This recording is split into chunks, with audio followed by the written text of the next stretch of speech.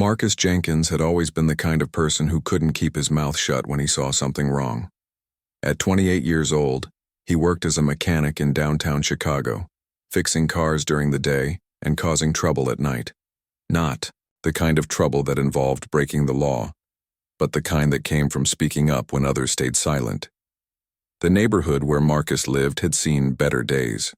Empty lots sat where houses used to be, and the few remaining shops had bars on their windows.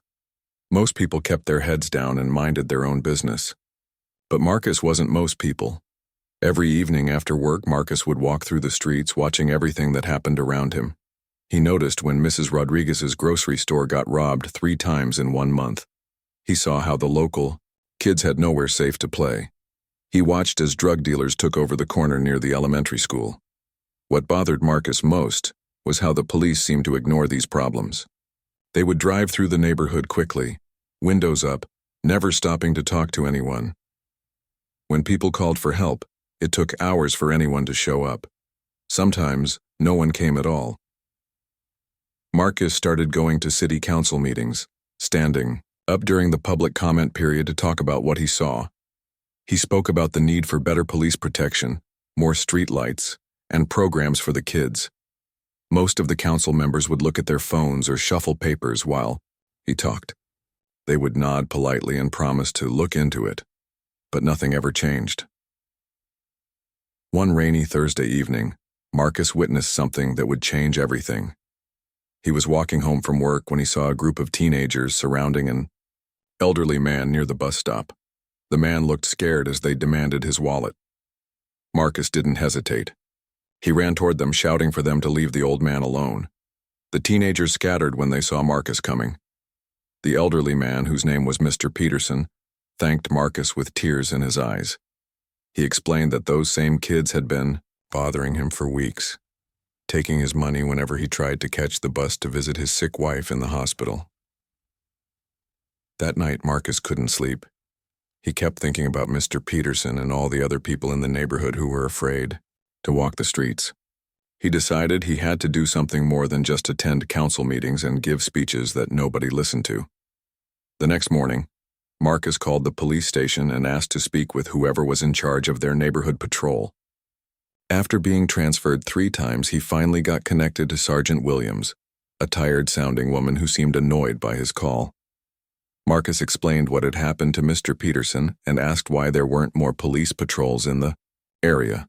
Sergeant Williams told him they were doing their best with limited resources and suggested he file a report if he witnessed any actual crimes. "But I am witnessing crimes," Marcus insisted, "every day, and nobody seems to care." "Sir, we can't be everywhere at once," Sergeant Williams replied. "If you're so concerned, maybe you should consider moving to a safer neighborhood." The suggestion made Marcus angry. This was his neighborhood. These were his people. Why should he have to move just because the police wouldn't do their job? Over the next few weeks, Marcus started paying even closer attention to police activity in the area. He noticed patterns that disturbed him. Police cars would speed through the main streets but rarely ventured into the side streets where most of the problems occurred. When they did stop, it was usually to hassle young men who were just hanging out, not bothering anyone. Marcus also noticed that there was one officer who seemed different from the rest. Officer David Chen had been patrolling their area for about 6 months. Unlike the others, Chen would get out of his car and actually talk to people. He knew many of the residents by name and seemed genuinely interested in helping solve problems. One afternoon, Marcus approached Officer Chen while he was parked outside the community center. They talked for almost an hour about the challenges facing the neighborhood. Chen explained that he was frustrated too. He wanted to do more community policing, but his supervisors preferred the officers to focus on responding to emergency calls rather than building relationships with residents. "The thing is," Chen said, "real change takes time and trust. But my captain thinks that's social worker stuff, not police work." Marcus appreciated Chen's honesty, but it also made him more determined to push for change. He started organizing other residents to attend city council meetings together. He created a petition demanding more community policing and better response times for their neighborhood. The petition got attention from local media. a reporter from the community newspaper, wrote a story about Marcus and his efforts to improve police services in his area. The story mentioned how Marcus had helped Mr. Peterson and how he was working to make the streets safer for everyone. Most people in the neighborhood supported what Marcus was doing. They were tired of feeling unsafe and ignored, but not everyone was happy about the attention he was bringing to their area.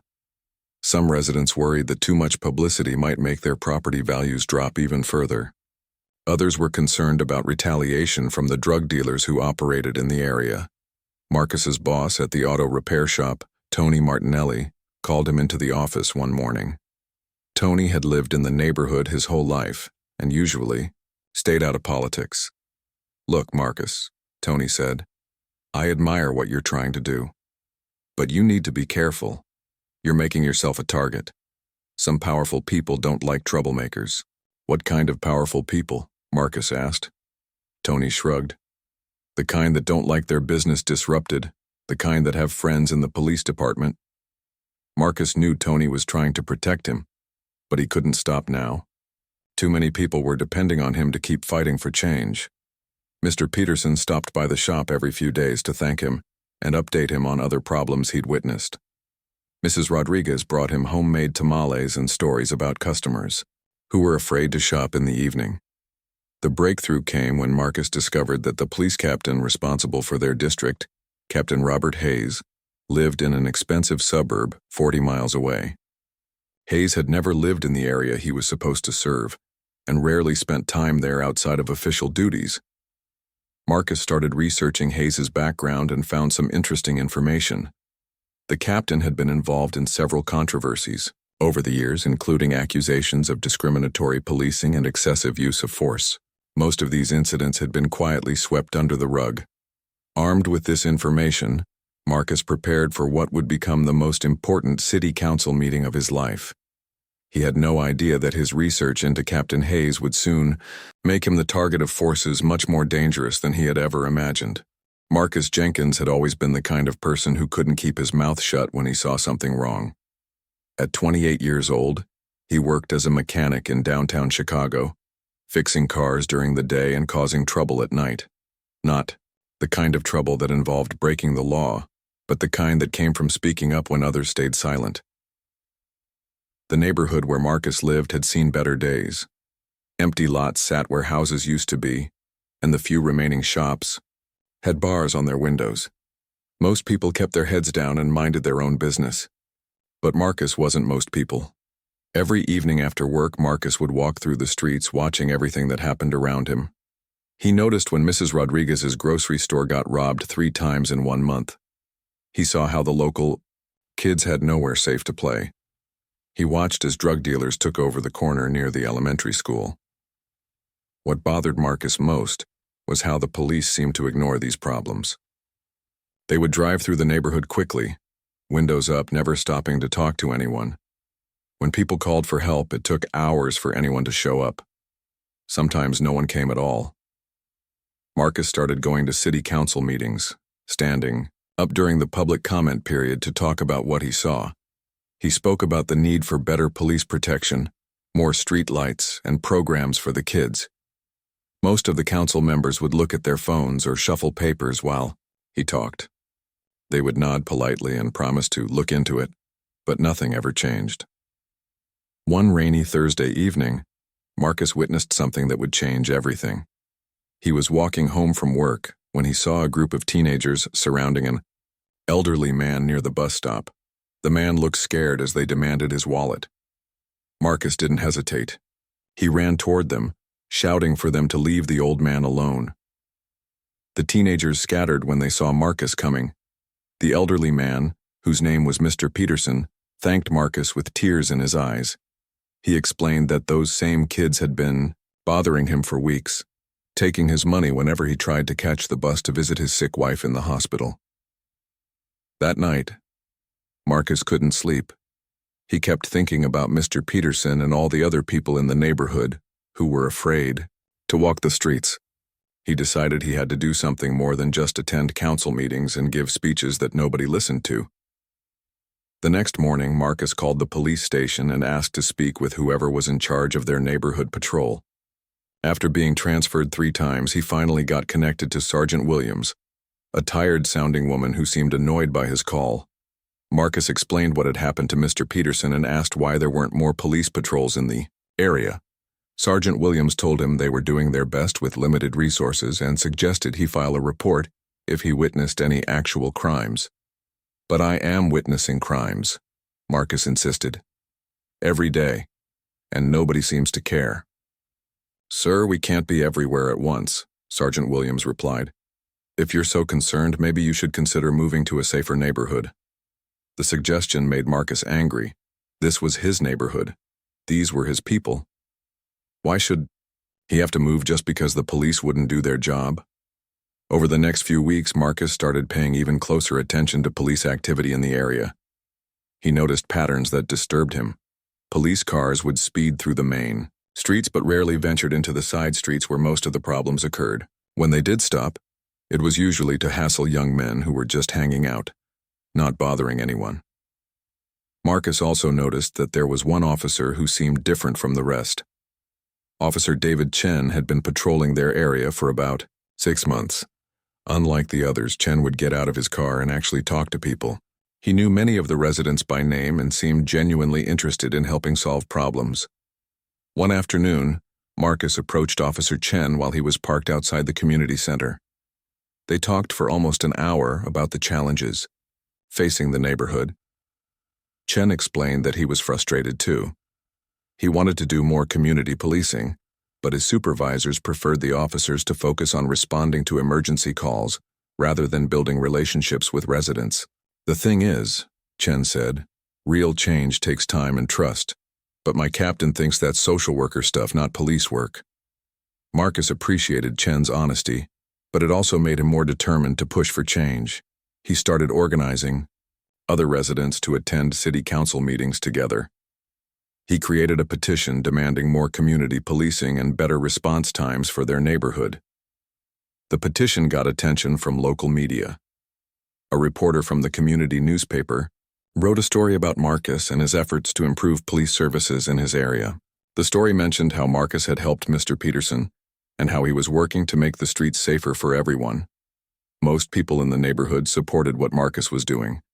They were tired of feeling unsafe and ignored.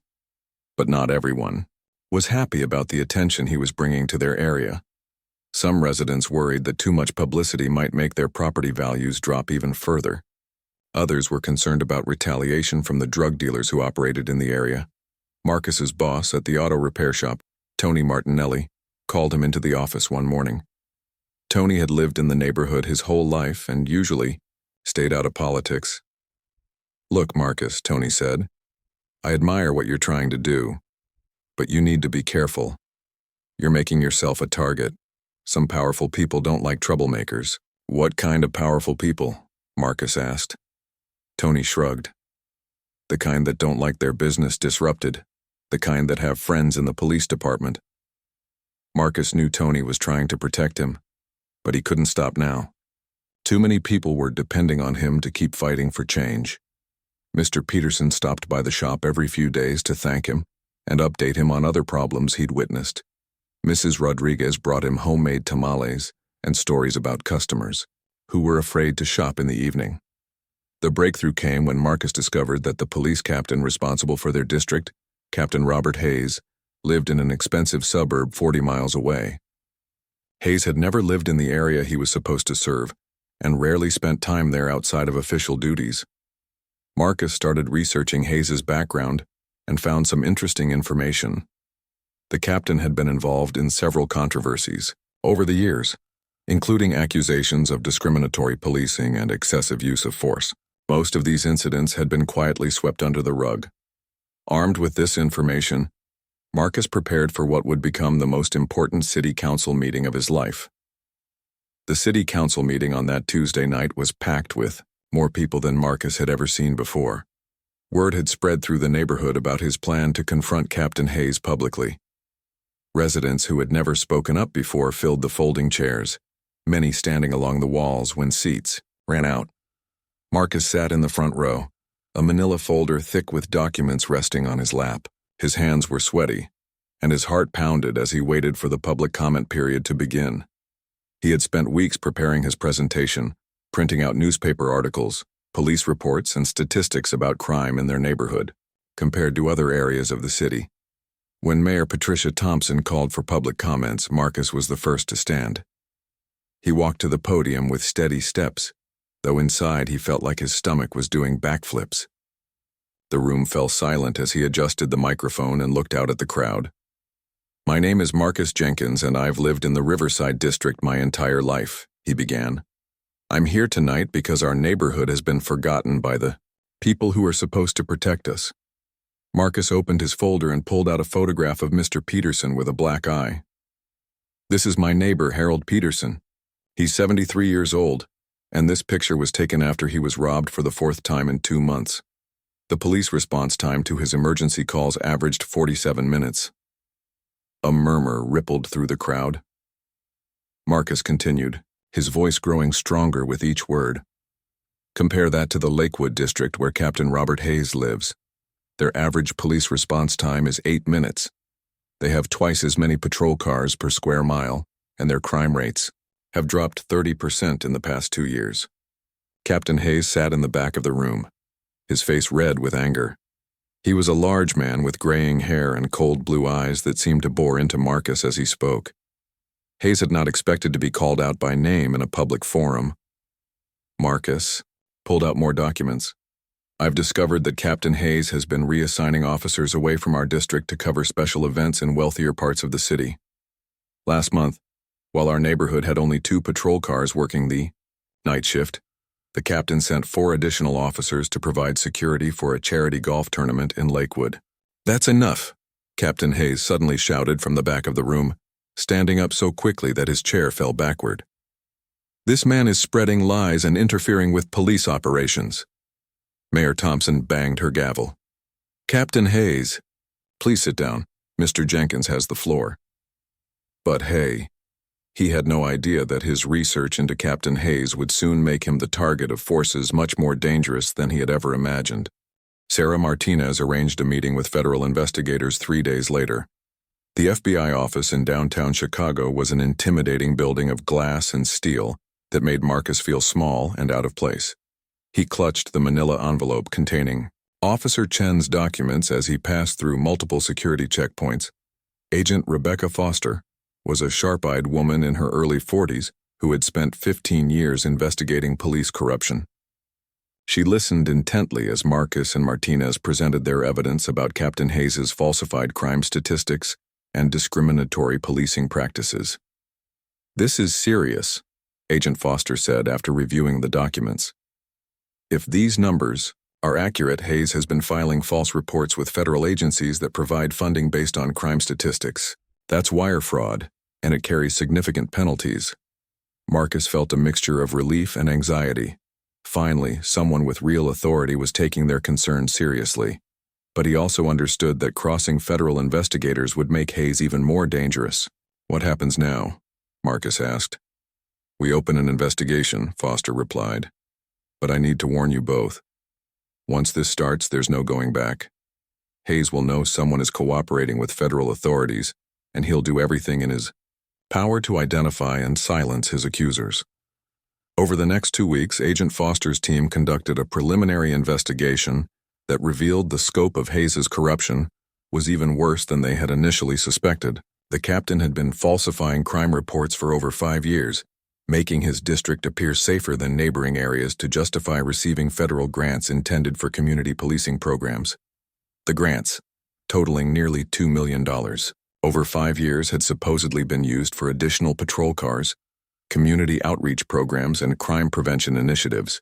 In reality, Hayes had redirected much of the money to purchase equipment for his own use and to provide overtime pay for officers who were loyal to him.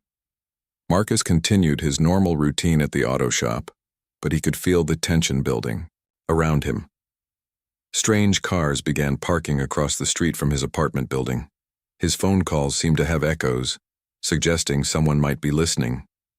Even his co-workers at the shop started acting differently around him. One afternoon, while Marcus was working under the hood of a customer's car, Two police officers he didn't recognize entered the shop. They weren't from his district, and they didn't look like they were there for car repairs. "Marcus Jenkins?" the older officer asked. He was a heavy-set man with cold eyes and a badge that read, "Detective Morrison." "That's me," Marcus replied, straightening up and wiping his hands on a rag. "We need to talk to you about some serious accusations you've been making against Captain Hayes." Tony Martinelli appeared from his office looking concerned. "Is there a problem, officers?" "No problem," Detective Morrison said, without taking his eyes off Marcus. "Just need to clarify some things about Mr. Jenkins's recent activities." Marcus knew this was intimidation, but he tried to stay calm. "If you have questions, you can contact my attorney." He didn't actually have an attorney, but Agent Foster had told him to say this if anyone from Hayes' department approached him. The second officer, a younger man with a scar across his cheek, stepped closer. "You sure you want to play lawyer games, Marcus? Sometimes it's better to just admit when you've made a mistake and move on." "I haven't made any mistakes," Marcus replied firmly. Detective Morrison smiled, but it wasn't a friendly expression. "See, that's where you're wrong.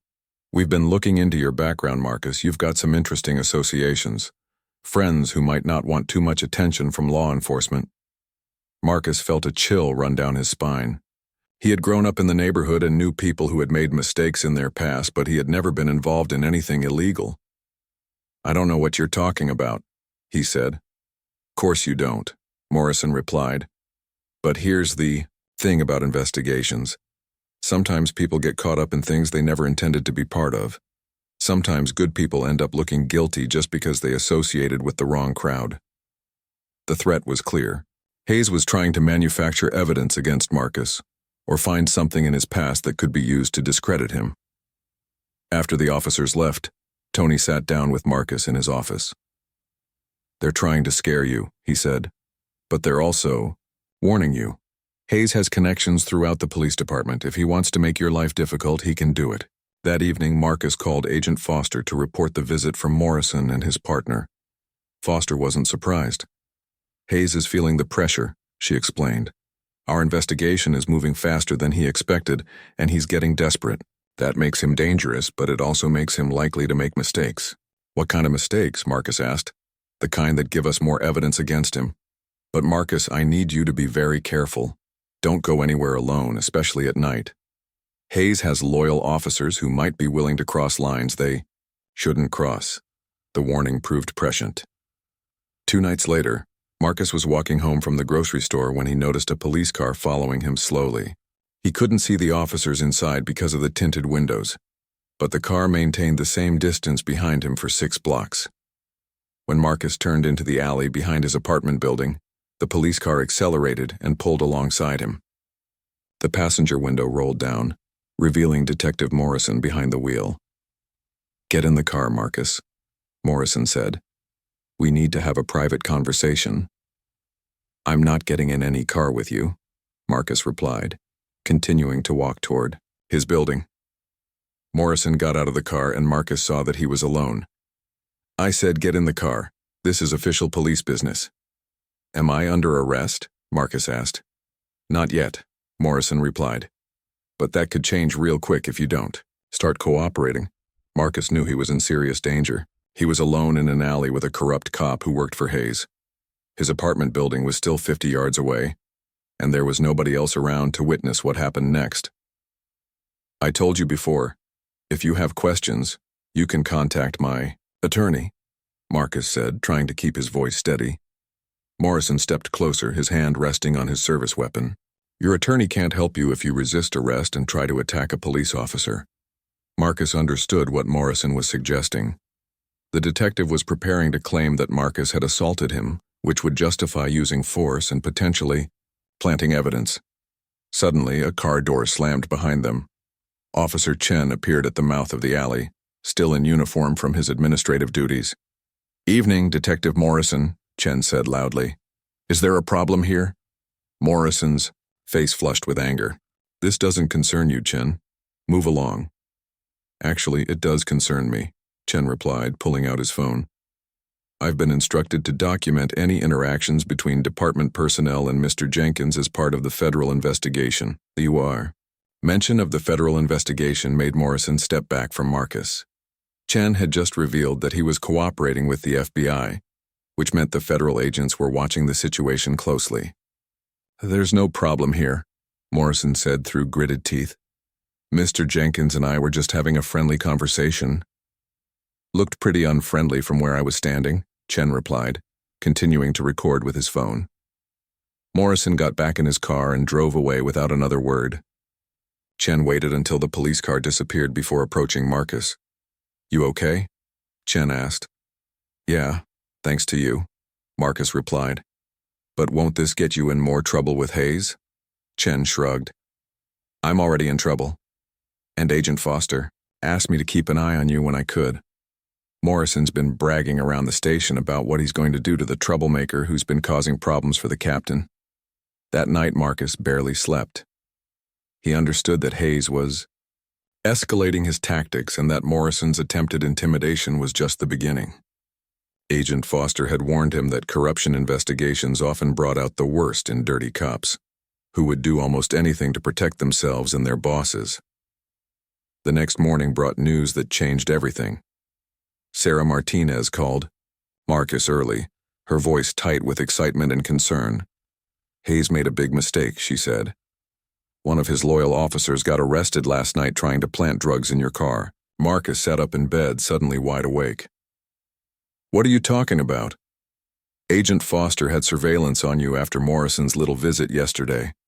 They caught Officer Bradley putting a bag of cocaine under your driver's seat. He's already confessing and trying to make a deal with the FBI. Marcus felt sick to his stomach. If not for the federal surveillance, he would have been arrested on drug charges that could have sent him to prison for years. Hayes had been willing to destroy his life completely to stop the investigation. There's more, Martinez continued. Bradley's confession is giving the FBI everything they need to arrest Hayes, but they want you to do something first that's going to be very dangerous. Agent Foster met with Marcus at a safe house on the outskirts of the city the following evening.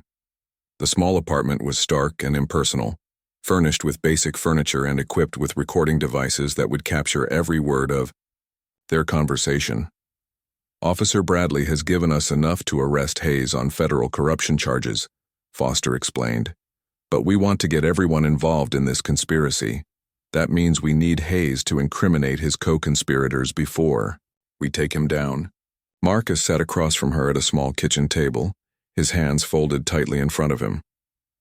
What exactly are you asking me to do? We want you to wear a wire and meet with Hayes. Get him to talk about the falsified reports, the misappropriated funds, and especially any other officers who were helping him cover things up. The request made Marcus's stomach drop.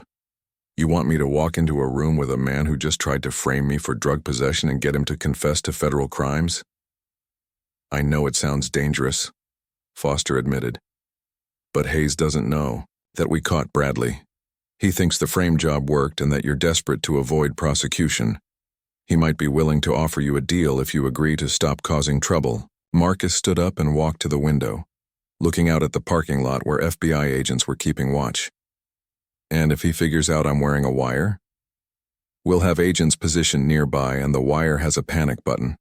If you're in immediate danger, we can move in within 30 seconds. 30 seconds is a long time when someone is trying to kill you, Marcus replied. Foster joined him at the window. Marcus, I won't lie to you, this is risky. But Hayes has been destroying lives in your community for years. If we don't stop him now, he'll just get better at covering his tracks. The next person who tries to stand up to him might not be as lucky as you've been. Marcus thought about Mr. Peterson, who was still afraid to leave his house after dark. He thought about Mrs. Rodriguez, whose store had been robbed again just the week before. He thought about Officer Chen, who had risked his career to support him. How would this meeting happen? He asked. We'll arrange for Hayes to receive an anonymous tip that you want to make a deal. He'll probably choose a location where he feels safe and in control. You'll go in wearing the wire and try to get him talking about his illegal activities. And if he doesn't confess, then we arrest him based on what we already have, and some of his co-conspirators might escape justice. But if you can get him, on tape admitting to the conspiracy. We can take down the entire network. Marcus spent the rest of the night thinking about Foster's proposal. He called his sister in Milwaukee, not telling her about the FBI's request but just wanting to hear a familiar voice. She had always worried about him staying in such a rough neighborhood and had been encouraging him to move somewhere safer. "You sound stressed, Marcus," she said. "Maybe it's time to take that job offer Uncle Ray made at his shop in Detroit." For a moment, Marcus was tempted to tell her everything and ask her advice. But he knew she would beg him to take the safe route and leave Chicago immediately. That might be the smart thing to do, but it would mean abandoning everyone who was counting on him. The next morning, Marcus called Agent Foster and agreed to wear the wire. They spent 2 days preparing for the meeting. Foster's team taught Marcus how to use the recording equipment and coached him on the kinds of questions that would be most likely to get Hayes to incriminate himself. They also went over safety protocols and emergency procedures. The meeting was arranged for Thursday evening at a restaurant called Murphy's Tavern on the south side of the city. It was Hayes' choice, a dimly lit place known for serving cheap beer to off-duty cops and city workers. The location made Marcus nervous because it was Hayes' territory, full of people who were loyal to the captain. Marcus arrived 15 minutes early and chose a booth in the back corner where the FBI's surveillance equipment would have the best chance of recording clearly. He ordered a coffee and tried to calm his nerves while he waited. Hayes walked in exactly on time, wearing civilian clothes but carrying himself with the same arrogant swagger Marcus had seen at the city council meeting. The captain was accompanied by Detective Morrison, who scanned the restaurant suspiciously before taking a seat at the bar where he could watch the entire room. "Marcus," Hayes said, sliding into the booth across from him. "I hear you've been having some legal troubles." Marcus forced himself to look nervous and defeated. "Someone planted drugs in my car. My attorney says the charges are serious." "That's unfortunate," Hayes replied without any emotion in his voice. "Of course, these things tend to happen to people who make enemies in the wrong places. I don't understand why anyone would want to frame me," Marcus said. "All I did was ask for better police protection in my neighborhood." Hayes smiled coldly. "Sometimes asking for the wrong things gets people in trouble, but I might be able to help you with your legal problems." "How?" "I have friends in the prosecutor's office. Evidence sometimes gets lost or contaminated. Witnesses sometimes decide not to testify. But that kind of help comes with a price." Marcus leaned forward, trying to appear eager. "What kind of price?" "First, you stop attending city council meetings. Second, you stop talking to reporters. Third, you convince that troublemaker Chen to stop filing complaints about department procedures." "That's it?" Marcus asked. Hayes' expression darkened. "No, that's not it. You also need to understand that crossing me was a mistake that could have gotten you killed. The only reason you're still walking around is because I'm a reasonable man who believes in second chances." "I appreciate that, Captain. But I'm confused about something. Why would anyone want to hurt me just for asking for police protection?" Hayes leaned back in his chair, his confidence growing. "You weren't just asking for police protection, Marcus. You were interfering with a delicate balance that keeps this city running smoothly." "What kind of balance?" "Some neighborhoods get more attention than others. Some problems get priority over others. That's not discrimination, that's resource management. And when people like you start demanding equal treatment, it disrupts the whole system." Marcus felt his anger rising but forced himself to stay in character.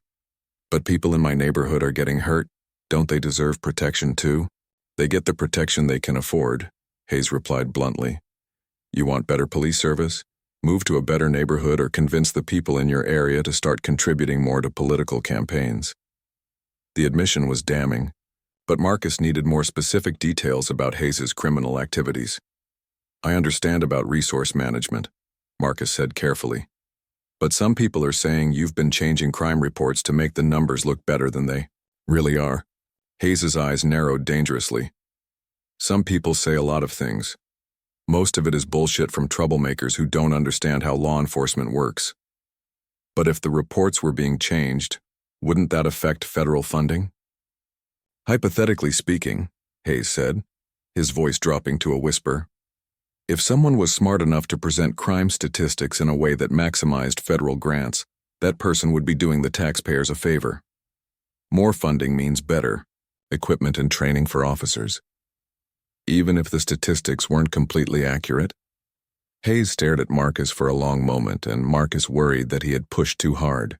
Then the captain leaned forward and spoke in a voice so low it was barely audible.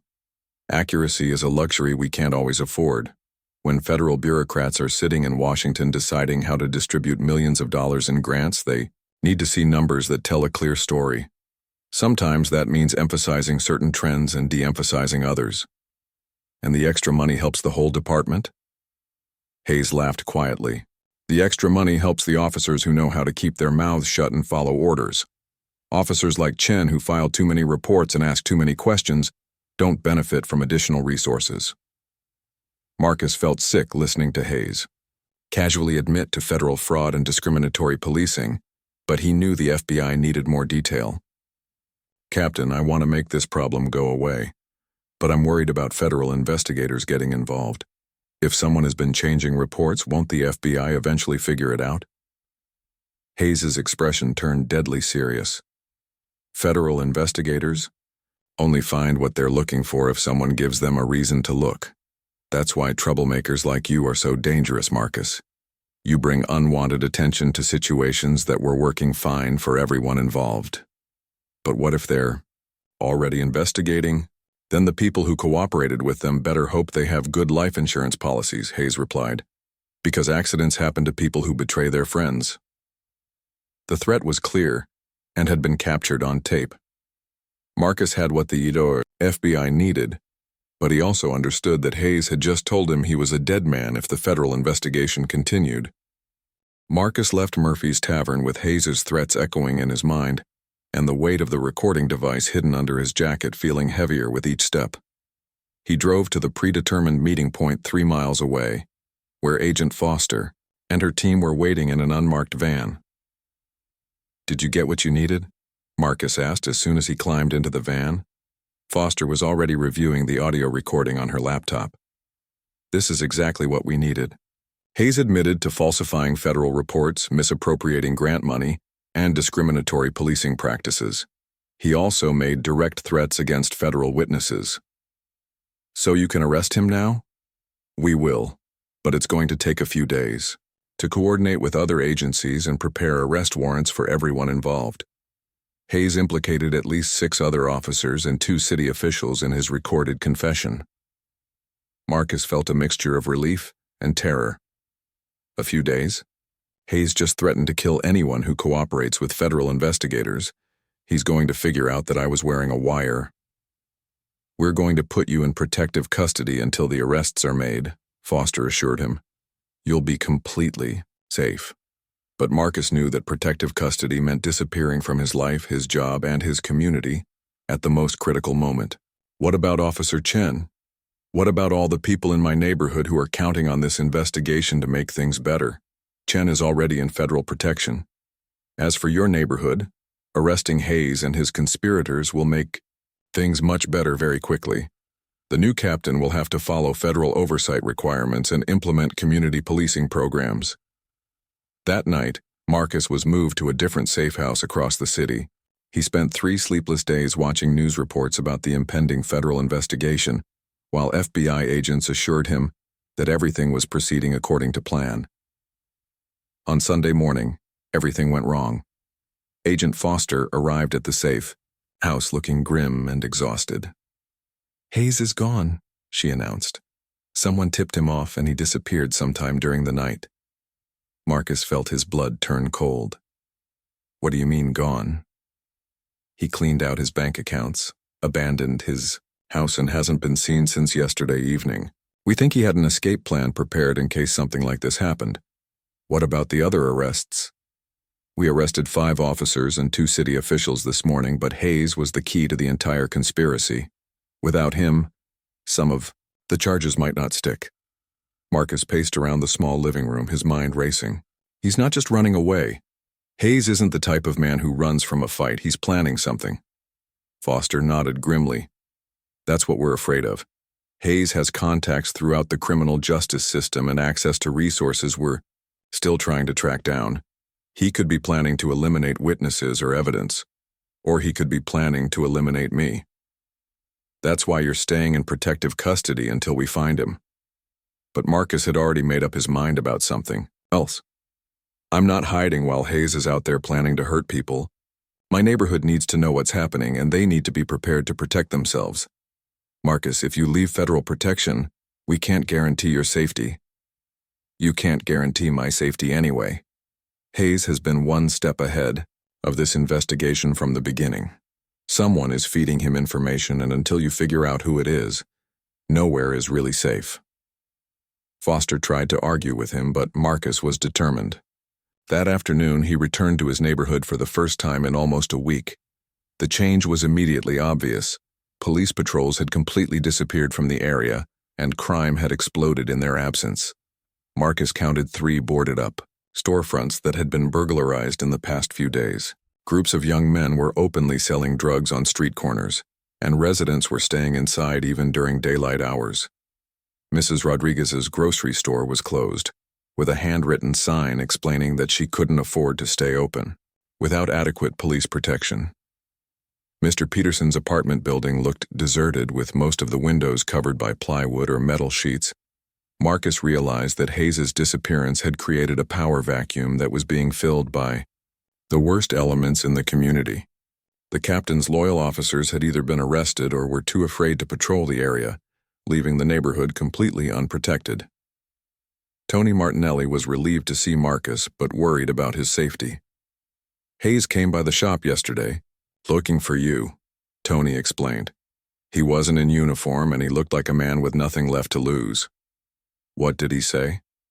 He said that troublemakers who destroy good men's careers usually end up regretting their choices. Then he asked when you'd be back to work. What did you tell him? I told him I didn't know where you were, which was true.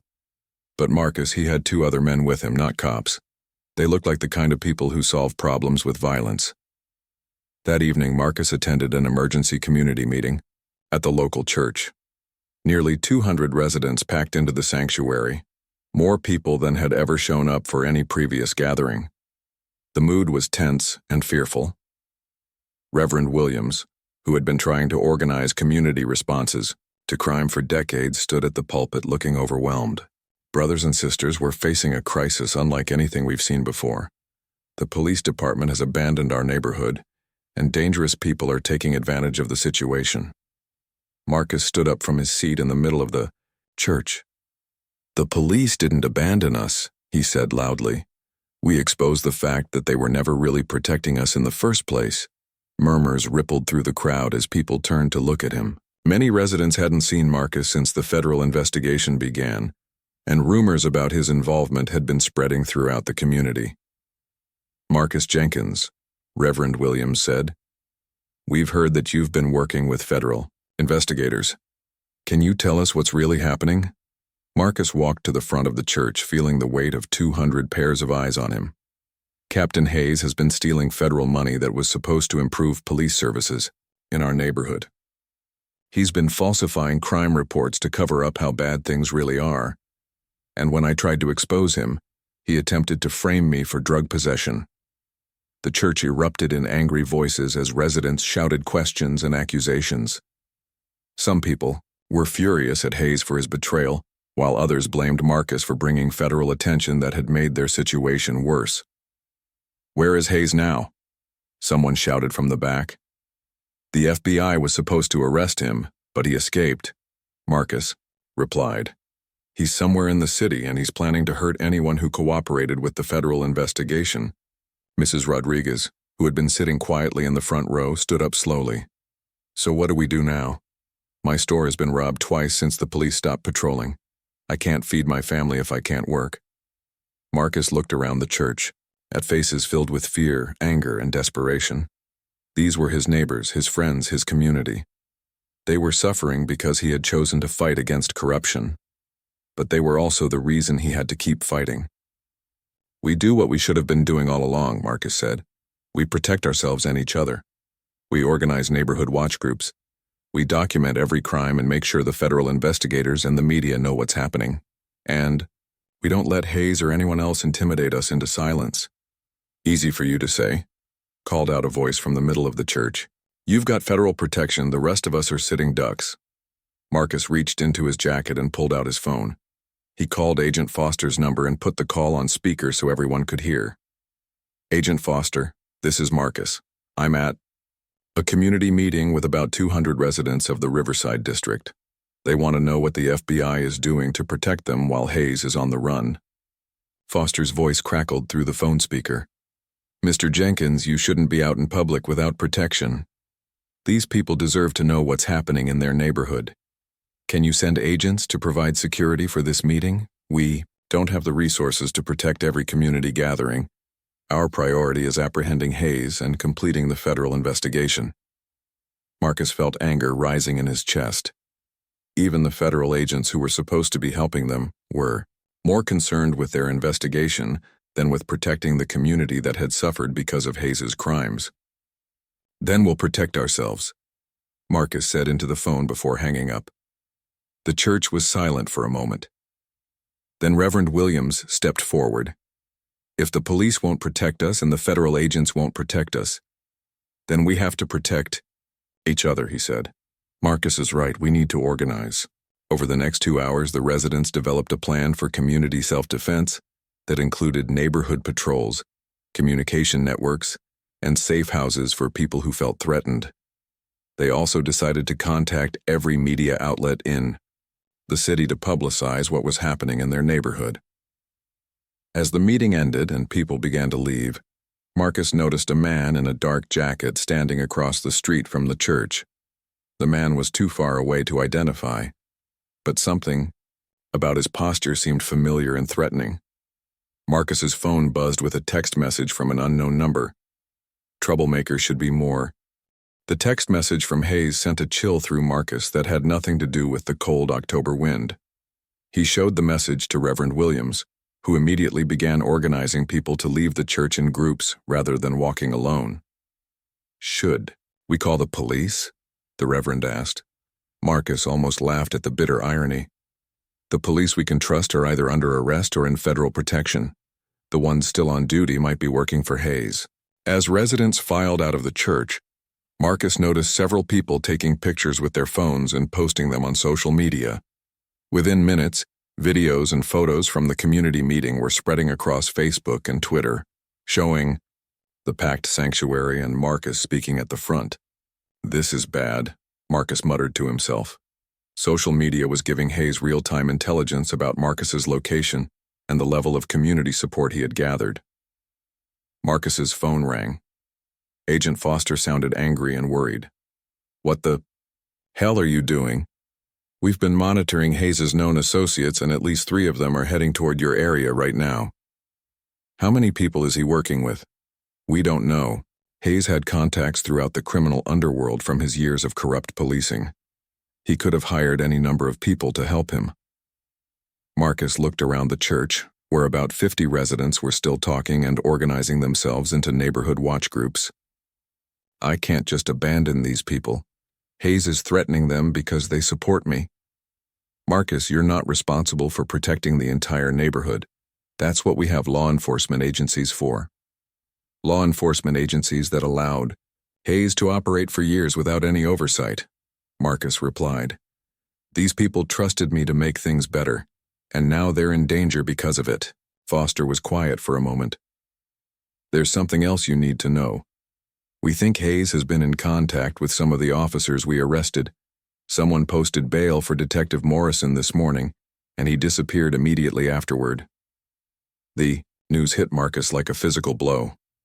Morrison was the officer who had tried to intimidate him in the alley, and he was completely loyal to Hayes.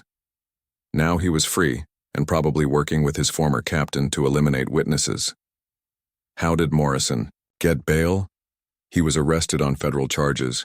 Someone with a lot of money and influence pulled strings to get him released. We're trying to track down who posted the bail, but it was done through a series of shell companies that will take time to investigate. Marcus ended the call and gathered the remaining community leaders around him. Hayes isn't working alone, he explained. He's got money, he's got connections, and he's got people willing to use violence to protect him. Mrs. Rodriguez clutched her purse tightly to her chest. Maybe we should just give up. Maybe things were better when we kept quiet and minded our own business. Things weren't better, Marcus replied firmly. They were just hidden. Hayes was stealing from us, lying about us, and letting criminals prey on us. The only difference now is that we're fighting back instead of accepting it. Reverend Williams placed a hand on Marcus's shoulder. What do you think we should do? Marcus looked around at the faces staring at him expectantly. These were good people who had trusted him to lead them toward something better. He couldn't let them down, even if it meant putting himself in more danger. We stick to the plan, he said. We organize neighborhood patrols, we document everything that happens, and we make sure the whole city knows what Hayes did to our community. Over the next 3 days, the residents of the Riverside District implemented their self-protection plan with remarkable efficiency. Groups of volunteers patrolled the streets in shifts, armed with cell phones and cameras to record any suspicious activity. They established a communication network using social media and group text messages to alert each other about potential threats. The neighborhood watch groups were more effective than anyone had expected. Crime dropped dramatically as drug dealers and other criminals realized they were being constantly observed and recorded. Store owners began reopening their businesses, and children started playing outside again during daylight hours. But Marcus knew that Hayes was watching and planning his response. On Wednesday evening, Marcus was walking home from Tony's auto shop when he noticed a black sedan following him at a distance. The car stayed exactly 3 blocks behind him, matching his pace and turning whenever he turned. Instead of going home, Marcus walked toward the community center, where one of the neighborhood watch groups was meeting. If Hayes's people were planning to confront him, he wanted it to happen where there would be witnesses and help nearby. As Marcus approached the community center, the black sedan suddenly accelerated and pulled alongside him. The passenger window rolled down, revealing Detective Morrison behind the wheel. "Get in the car, Marcus," Morrison said. "Captain Hayes wants to have a final conversation with you." "I'm not getting in any car with you," Marcus replied, continuing to walk. Morrison got out of the car and Marcus saw that he wasn't alone. Hayes himself emerged from the passenger side looking older and more desperate than Marcus had ever seen him. The former captain was wearing civilian clothes and hadn't shaved in several days. "Hello, Marcus," Hayes said calmly. "You've caused me a lot of trouble." "You caused your own trouble by breaking the law," Marcus replied. "I just exposed what you were doing." Hayes smiled, but there was no humor in his expression. "Do you have any idea how much money I've lost because of your federal investigation? How many years of careful planning you've destroyed? I know you've been stealing from my community for years. I know you've been covering up crimes and falsifying reports. And I know you tried to frame me for drug possession when I got too close to the truth." "All true," Hayes admitted. "But here's what you don't know, Marcus. I wasn't working alone. The corruption you exposed goes far beyond one police captain. There are judges, prosecutors, city council members, and federal officials who were all benefiting from the arrangements I had in place." Marcus felt a sinking sensation in his stomach. "What are you talking about? You think Agent Foster and her FBI team are the good guys in this story? Foster has been feeding me information about the federal investigation from the beginning. She's the reason I knew to run before they came to arrest me." The accusation hit Marcus like a physical blow. If Hayes was telling the truth, then the federal agents he had trusted with his life were actually working against him. "You're lying," Marcus said, though doubt was already creeping into his mind. "Am I? How do you think Detective Morrison got out on bail so quickly? How do you think I always stayed one step ahead of the federal investigation? Someone with access to FBI information has been keeping me informed about everything you told them." Morrison stepped closer to Marcus, his hand resting on his weapon. "The thing is, Marcus, you've become a liability to a lot of very powerful people. People who can't afford to have their names mentioned in federal court." "So what happens now?" Marcus asked, trying to keep his voice steady. Hayes pulled out his own gun and pointed it directly at Marcus's chest. "Now you disappear. Another unsolved murder in a high-crime neighborhood. The kind of thing that happens when troublemakers walk around alone at night."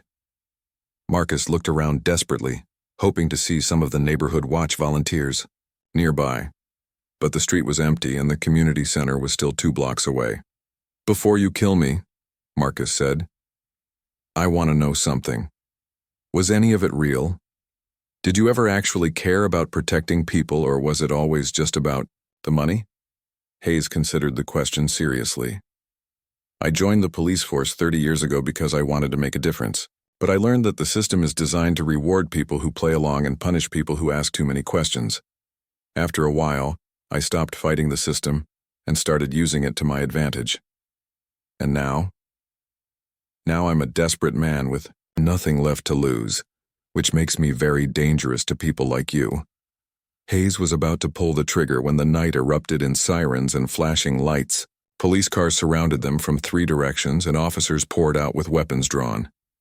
But these weren't Hayes's corrupt officers. Agent Foster emerged from one of the cars, followed by FBI agents in tactical gear. "Robert Hayes, you're under arrest for federal corruption, witness intimidation, and conspiracy to commit murder," Foster announced. Hayes looked confused and betrayed. "How did you know where to find me?" Foster smiled grimly. "We've been tracking your phone calls, Captain, including the ones where you admitted to bribing federal officials and threatening to kill witnesses." Marcus realized that Hayes had been wrong about Foster. The FBI agent had been playing a deeper game, allowing Hayes to believe he had a source inside the federal investigation while actually gathering evidence against him. Morrison tried to run but was tackled by 2 FBI agents before he made it 10 feet. Hayes dropped his weapon and raised his hands, the fight finally gone out of him. As the agents led Hayes away in handcuffs, he looked back at Marcus one final time. "You have no idea what you've started, Troublemaker. The corruption goes deeper than you can imagine." 6 months later, Marcus stood in the same community center where he had organized the neighborhood watch groups. But this time he wasn't organizing a response.